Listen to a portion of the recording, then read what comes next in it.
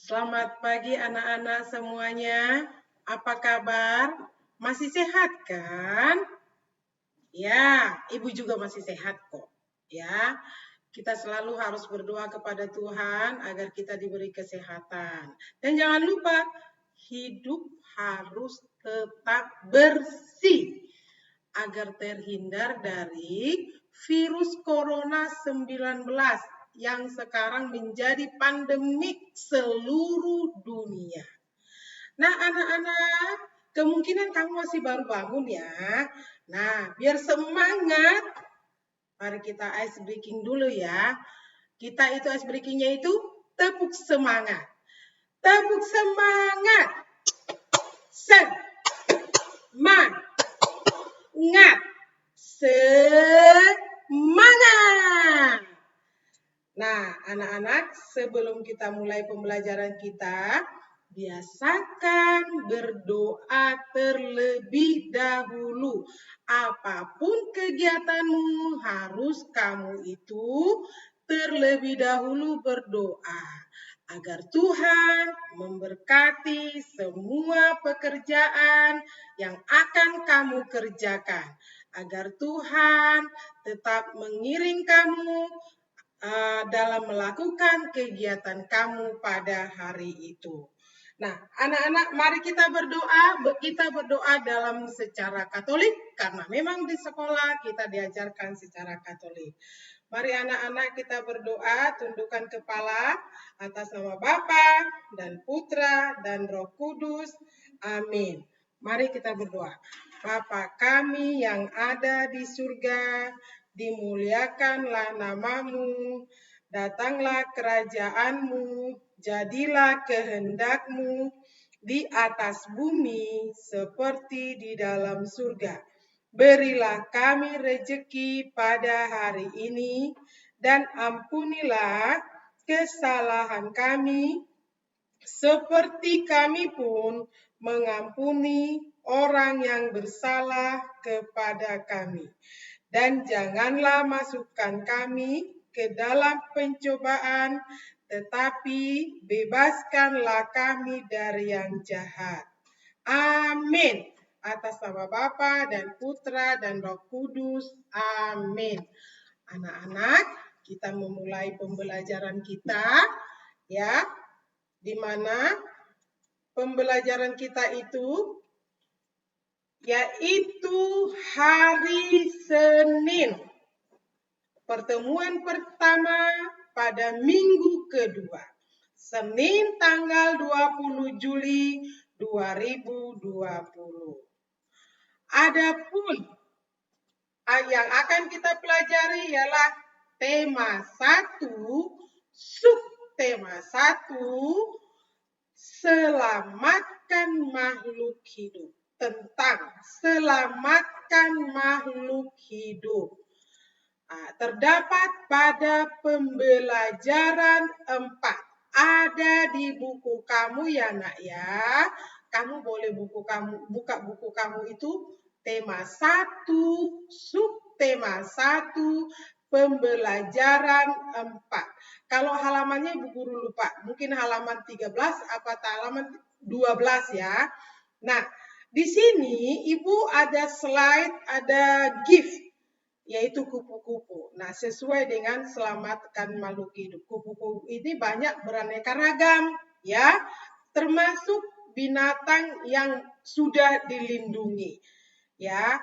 Nah, teruskan pembelajaran kita, yaitu cakupan materi dari tematik tersebut adalah 1. PPKN, 2. Budi pekerti, yang ketiga bahasa Indonesia. Itu cakupan materi yang ada di tematik tersebut. Nah, tujuan pembelajaran karena 3 materi tadi, yang pertama PPKN, yaitu siswa mampu menjelaskan perlunya sikap persatuan dan kesatuan dalam keberagaman dengan terperinci. dalam BP atau budi pekerti, yaitu siswa memahami sikap menghargai diri sendiri dan orang lain dalam pembedaan sikap optimis dan pesimis. Nah, bahasa Indonesia, siswa membaca teks bacaan dan menentukan gagasan pokok untuk membuat kesimpulan dari setiap paragraf. Dari tujuan pembelajaran ini, Ibu ajarkan dengan sama kalian, yaitu secara berurutan seperti yang tadi Ibu Guru ngomong, cakupan materi, PPKN, budi pekerti, dan bahasa Indonesia. Nah, pembelajaran pertama yaitu PPKN, kita belajar tentang nilai sila ketiga dari Pancasila. Anak-anak, siapa yang tahu isi sila ketiga itu apa? Ayo, siapa yang tahu? Ya, benar. Isi daripada sila ketiga adalah Persatuan Indonesia. Persatuan Indonesia, sila ketiga. Lambangnya, ada yang tahu nggak? Apakah bintang? Apakah kepala banteng? Apakah rantai emas? Ayo, siapa yang tahu? Lambangnya. Ya, pohon beringin. Ya, emang benar. Nah, nilai yang terkandung pada Persatuan Indonesia mengandung arti. Artinya apa? Usaha ke arah persatuan dan kebulatan tekad rakyat Indonesia untuk membina rasa nasionalis dalam NKRI. NKRI tentu kamu tahu kepanjangannya apa. Ya bukan? Coba siapa yang tahu NKRI ini? Ya, benar. Negara Kesatuan Republik Indonesia.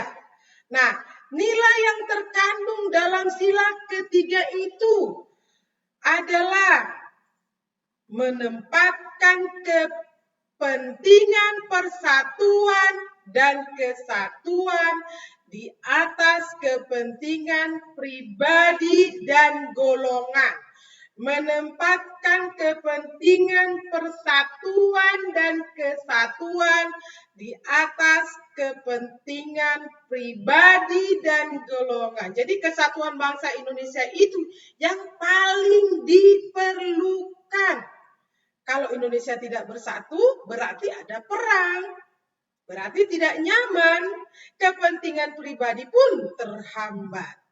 Nah, yang berikutnya, rela berkorban demi kepentingan bangsa dan negara bila diperlukan, rela berkorban. Negara Indonesia berdiri adalah berkat perjuangan para pahlawan yang rela gugur demi bangsa dan negara kita. Rela berkorban para pahlawan, rela mengorbankan hartanya, keluarganya, bahkan dirinya sendiri. Nah, cinta tanah air dan bangsa. Cinta tanah air dan bangsa dapat kita amalkan dengan cara apa? Ayo. Upacara bendera. Selain itu bisa juga dengan kata lain apa? Menyanyikan lagu Indonesia Raya dengan sikap hikmat. Bukan lari-lari, bukan bukan jalan-jalan. Ya, dengan hikmat. Nah, yang berikutnya bangga berkebangsaan dan bertanah air Indonesia. Saya bangsa Indonesia, saya bukan bangsa Jepang atau bangsa Korea. Dan bertanah air Indonesia. Jelas saya itu bertanah air Indonesia karena saya lahir di Indonesia. Bangga berkebangsaan Indonesia. Nah, mengembangkan persatuan di atas dasar Bhinneka Tunggal Ika. Nah, siapa yang tahu arti dari Bhinneka Tunggal Ika? Ayo. Siapa yang tahu arti Bhinneka Tunggal Ika? Kalau nggak tahu berarti kembali ke kelas 1 atau kelas 2. Ya benar.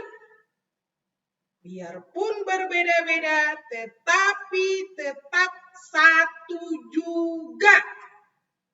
Indonesia itu tentu kamu tahu banyak perbedaan. Berbeda agama, berbeda bahasa daerah maksudnya ya, berbeda suku, berbeda adat istiadat, yang paling nyata juga berbeda pekerjaan. Tetapi disatukan atas dasar Bhinneka Tunggal Ika. Nah, memajukan pergaulan demi kemajuan bangsa Indonesia.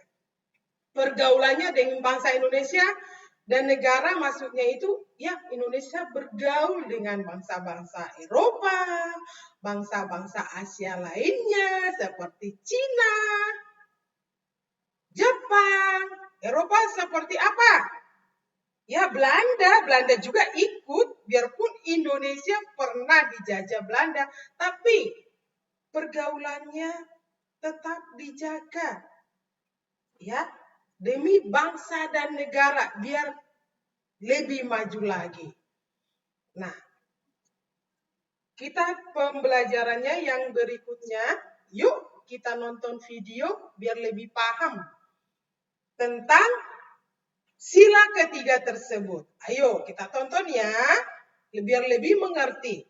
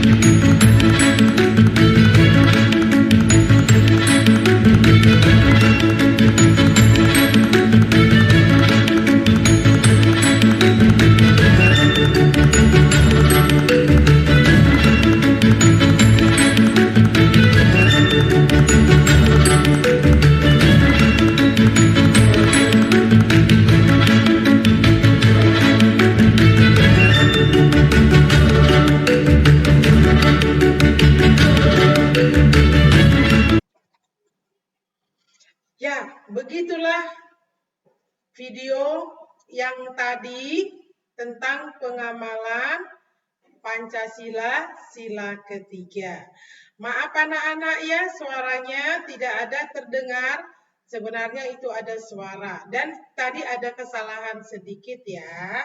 Nah, contoh pengamalan Pancasila yang ada di dalam video tadi secara tertulis ya anak-anak ya. Perhatikan ya. Yang pertama, hidup bergotong royong. Hidup bergotong royong. Ini banyak contoh ini. Hidup bergotong royong. Ya, membersihkan lingkungan, ya termasuk sekolah, lingkungan di dalam RT, di dalam RW, dan pokoknya lingkungan sekitar. Yang kedua, ya contohnya mencintai produk buatan dalam negeri. Banyak produksi buatan dalam negeri. Salah satunya, ini nih baju kita nih, batik. Produksi buatan dalam negeri.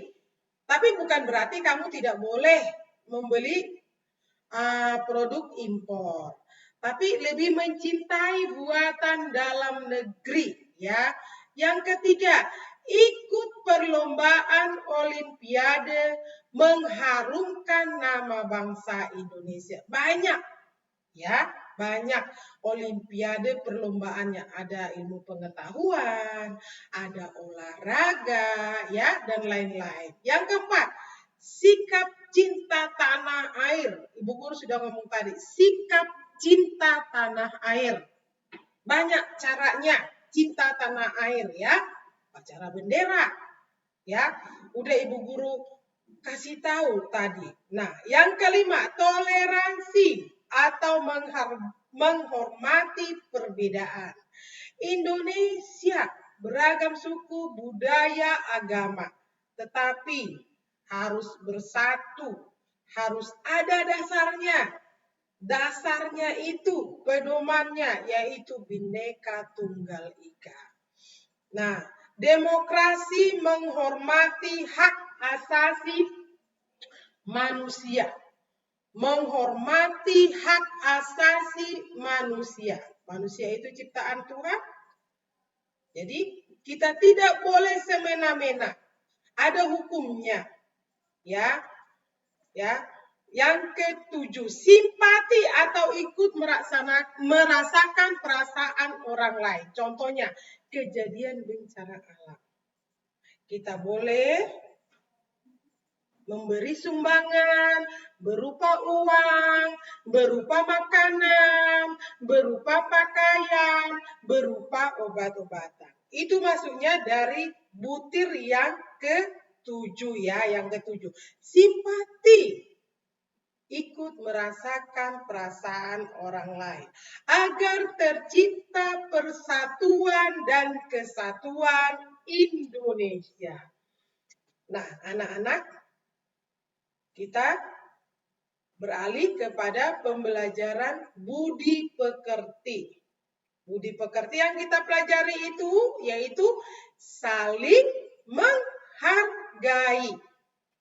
Tadi sudah Ibu Guru singgung sedikit di PPKN, yaitu tentang menghargai, ya, karena kita itu punya banyak perbedaan, tetapi tentang diri sendiri, ya anak-anak ya. Nah, apa itu arti dari menghargai? Ya, memberi pengertian kepada orang lain. Ya. Nah, bagaimana ciri-ciri saling menghargai? Ramah, santun, rendah hati, sopan, menghormati perbedaan. Jadi masih ada hubungannya dengan PPKN. Ya, ramah. Selamat pagi, Bu. Datang ibu gurunya. Selamat pagi, Nak. Santun. Tidak berkata kasar, itu santun. Rendah hati. Biarpun dia pintar, contohnya, dia pintar, lo bodoh, nggak bisa ngapa-ngapain. Nah, itu namanya sombong. Rendah hati itu berarti mau membantu teman yang kurang, seperti itu ya. Sopan. tentu kamu tahu itu sopan ya. Menghormati perbedaan. Ini kita harus garis bawahi. Perbedaan itu. Indonesia berbeda, banyak perbedaannya. Satu suku. Di lingkungan kita, beragam suku. Ada Jawa, ada Betawi, ada apa lagi? Padang, ada Batak, ada apa lagi? Banyak sekali Sunda. Ya. Nah, itu salah satu perbedaannya. Ya. Anak-anak ya. Nah, kita sambungkan manfaat saling menghargai. Apa itu manfaatnya? Apa gunanya? Tercipta kerukunan, tercipta rasa persaudaraan, tercipta rasa kesatuan. Itu adalah manfaat kerukunan. Ya, karena kita bicara tentang saling menghargai ya. Nah, dalam menghargai ini agar kita dihargai orang lain juga. Ini kan tadi Ibu Guru ngomong, Ibu Guru bicara saling menghargai itu yang paling utama itu dengan diri sendiri. Sebelum menghargai orang lain, terlebih dahulu harus menghargai diri sendiri. Ya, harus menghargai diri sendiri. Ada dua cara menghargai diri sendiri. Yang pertama, kenali diri sendiri. Maksudnya, tentu kita tahu apa kelebihan saya, apa kekurangan saya. Kelebihan bisa dijadikan, ya, bisa diandalkan menutupi kekurangan. Nah, yang kedua, menghargai diri sebagai ciptaan Tuhan. Nah, kita harus menjaga kesehatan karena itu ciptaan Tuhan. Ya, kita harus menjaganya. Itu maksudnya dari menghargai diri sendiri. Ya. Nah, berikutnya cara menjaga harga diri. Bagaimana cara menjaga harga diri? Menjaga etika, perbuatan maksudnya ya, etika, memiliki sopan santun, tidak mengandalkan orang lain. Orang yang mengandalkan orang lain berarti tidak mandiri. Dia tidak mandiri, ya. Nah, yang ketujuh yaitu harga diri. Harga diri itu apa? Pandangan dari keseluruhan individu tentang dirinya. Nah, ini ada sedikit kata-kata love yourself. Cintai diri. Agar orang lain mencintai, menghargai kamu. Bukan maksud Ibu Guru yang lain. Cintai dirimu agar orang lain menghargaimu. Nah, dalam mencintai diri itu, ya, ada dua sikap yang harus diperhatikan, ya. Sikap. Yang satu adalah optimis, yang kedua pesimis. Kita bicara tentang optimis. Optimis adalah ya sikap yang selalu berharap hal-hal yang positif walaupun menghadapi situasi kurang menyenangkan. Sikap optimis berharap hal-hal yang positif ya, walaupun menghadapi yang kurang menyenangkan. Contohnya, kita bersikap optimis, sekarang nilai kita jelek. Dalam hati harus kita berpikir, saya harus bisa memperbaiki nilai jelek saya. Oke lah, saya sekarang dapat 2, dapat 3, tapi saya bisa belajar.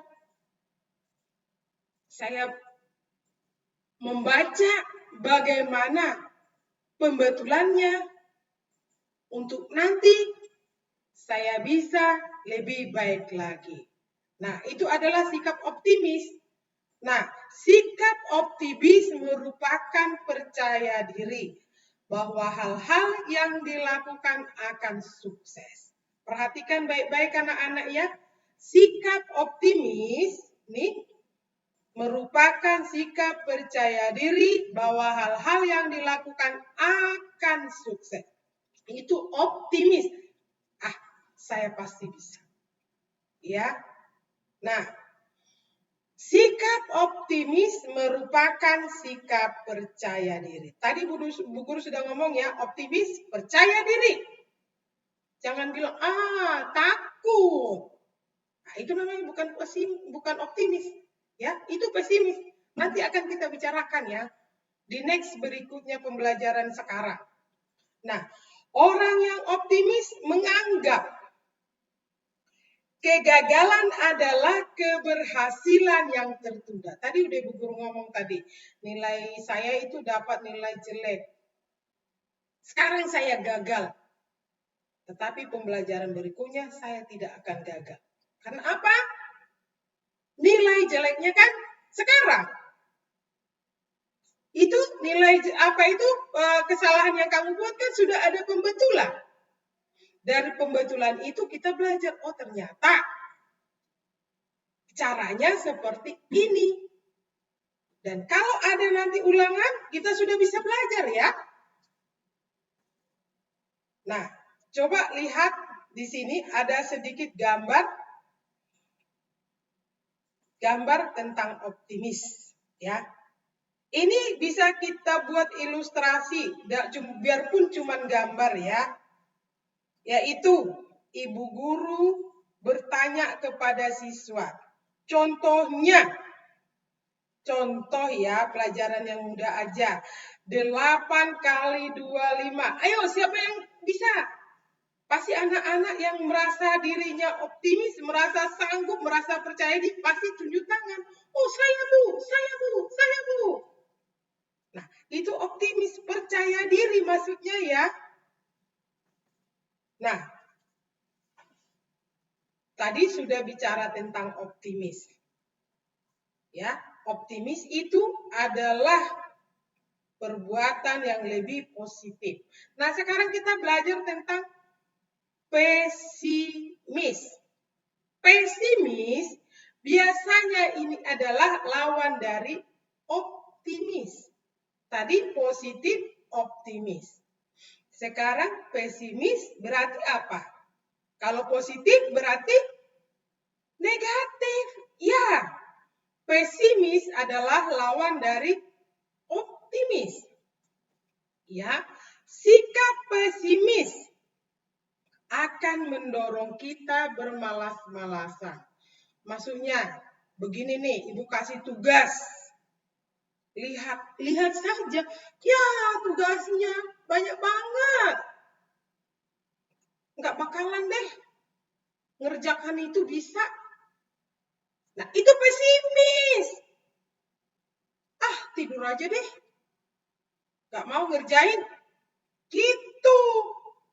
Itu namanya pesimis. Tapi kalau optimis, lihat, aku kerjakan dulu sedikit-sedikit.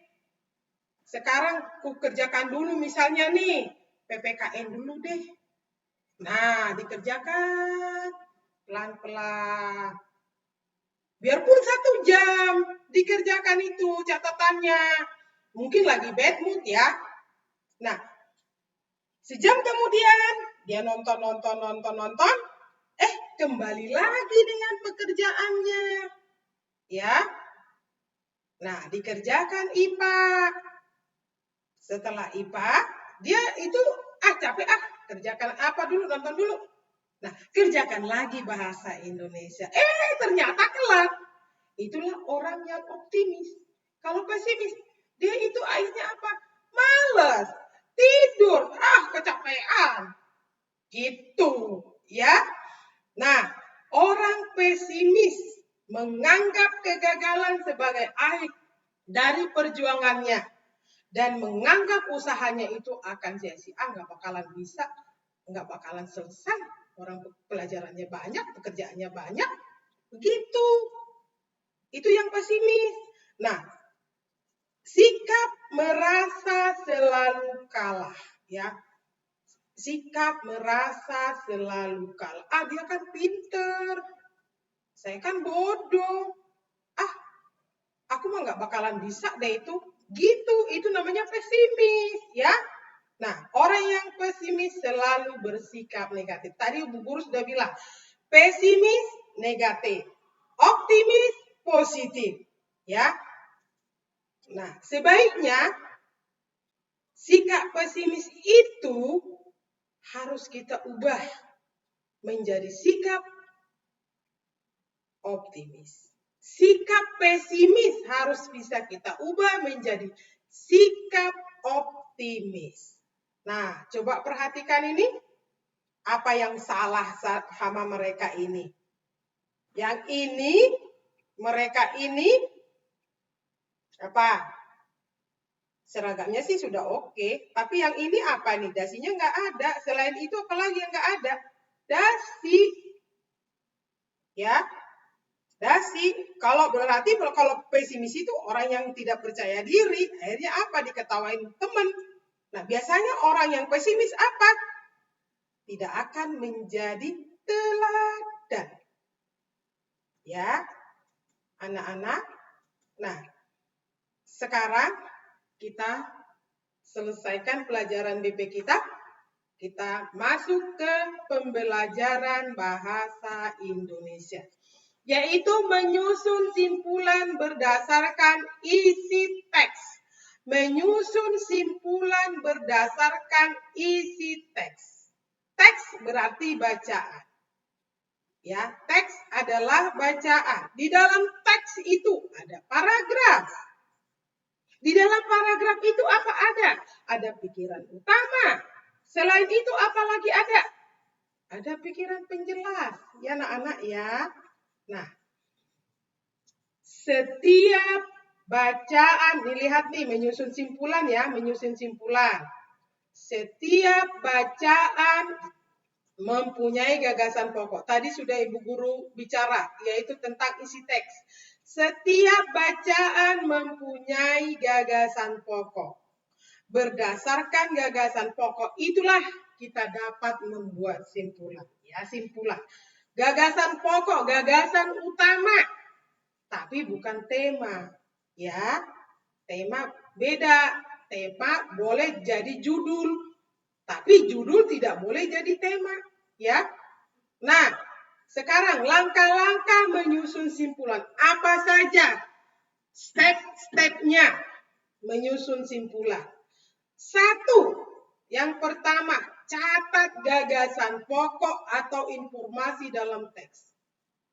Biasanya gagasan pokok itu ada di awal bacaan, awal paragraf. Kalau tidak ada di situ, lihat paling bawah paragraf. Nah, yang kedua, susun informasi pokok tersebut dalam bentuk paragraf. Tulis. Udah itu susun, ya.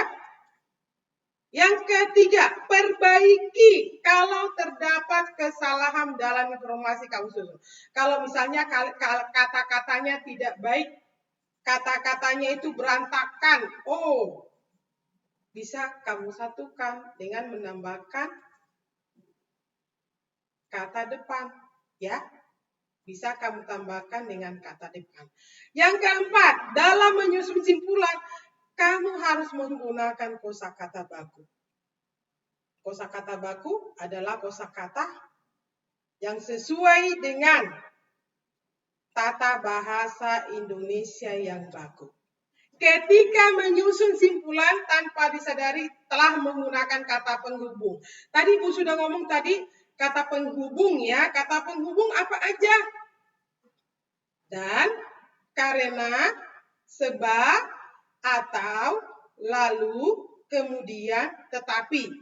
Itu untuk menyatukan sebuah paragraf. Nah, untuk lebih mudahnya kita bisa membaca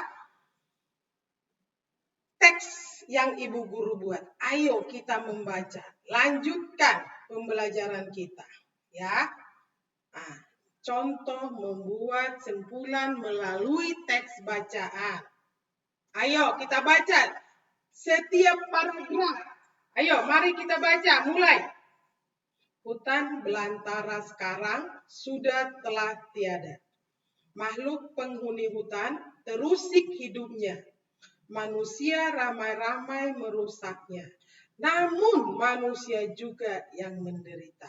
Nah, paragraf utamanya mana? Ya, pikiran utamanya, pikiran pokoknya. Paragrafnya ini, paragraf 1 nih, yang pertama nih. Nah, pikiran pokoknya. Ya, di depan ya, di depan. Hutan belantara sekarang telah tiada. Maksudnya sudah habis. Sudah rusak. Ini paragraf 1. Berikutnya, paragraf 2. Kita baca dulu ya. Dahulu selalu terdengar indahnya kicauan burung yang seolah bercengkrama. Sekarang takkan pernah lagi terdengar. Manusia merusaknya, memburunya, dan memperjualbelikan. Habitat yang indah menjadi punah. Nah, anak-anak, mana ini pikiran utamanya? Yang ini, yang menjadi pokoknya. Dahulu selalu terdengar indahnya kicauan burung yang seolah bercengkrama. Nah, sampai titik paragraf 3. Nah, ini bisa kamu bacakan. Beruntung masih ada yang peduli. Nah, sampai terakhir. Nah, pikiran utamanya mana ini? Ya ini. Ya, yang ini. Beruntung masih ada yang peduli. Jadi di sini kita membuat simpulan, catat dulu. Hutan belantara sekarang sudah tiada, terus masuk dahulu terdengar kicauan sampai titik, terus beruntung masih ada yang peduli. Nah, tapi boleh kamu masukkan sedikit-sedikit dari pikiran penjelas. Paham? Paham? Ya, itu kelas 5 sudah kamu pelajarin ya. Nah, sekarang kita lihat skema yang Ibu Guru buat, tabel, ya, menyusun simpulan berdasarkan gagasan pokok setiap paragraf. Ya, ini gagasan pokok, ini sampai ke bawah, yang ini simpulannya. Paragraf 1 kita ulangin ya. Hutan belantara sudah tiada. Itu paragraf 1 tadi ya. Nah, simpulannya apa? Setelah semuanya kita baca, tetap ada hutan belantara. Hutan belantara sudah tiada, manusia juga menderita. Paragraf 2, habitat yang indah menjadi punah. Nah, paragraf 2 simpulannya apa? Dahulu terdengar kicauan burung, sekarang tidak terdengar lagi. Habitat yang indah menjadi punah. Paragraf 3, beruntung masih ada yang peduli. Nah, simpulannya apa? Beruntung masih ada yang peduli menanam pohon yang bermanfaat, mengembalikan hutan agar indah. Nah, kesimpulannya ini kita buat kira-kira apa?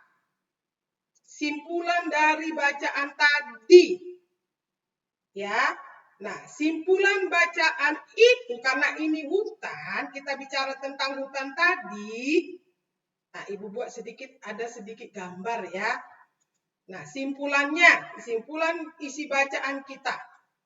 Nah, semuanya yang tadi di simpulan ini kita tulis, kita satukan. Agar dia menyatu kalimatnya dalam satu paragraf ada kata karena.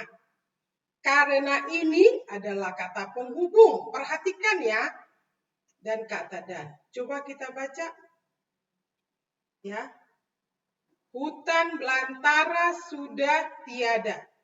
Oleh karena itu, manusia menderita. Dan habitat hutan yang indah menjadi punah. Beruntung masih ada yang peduli menanam pohon yang bermanfaat, mengembalikan hutan agar indah. Perhatikan ya, kata penghubungnya ya ada, karena, dan. Ya, anak-anak, karena pembelajaran kita sudah selesai, ya, Ibu ucapkan salam sehat. Sampai bertemu di pembelajaran berikutnya. Terima kasih, tapi jangan lupa tetap berdoa dulu sebelum selesai mengakhiri pembelajaran. Mari kita berdoa. Kita buat tanda salib. Doa salam Maria ya. Atas nama Bapa dan Putra dan Roh Kudus. Amin. Salam Maria, penuh rahmat Tuhan sertamu. Terpujilah engkau di antara wanita, dan terpujilah buah tubuhmu Yesus. Santa Maria, Bunda Allah, doakanlah kami yang berdosa ini, sekarang dan waktu kami mati. Amin. Atas nama Bapa dan Putra dan Roh Kudus. Amin. Dadah anak-anak semuanya, jaga kesehatan ya.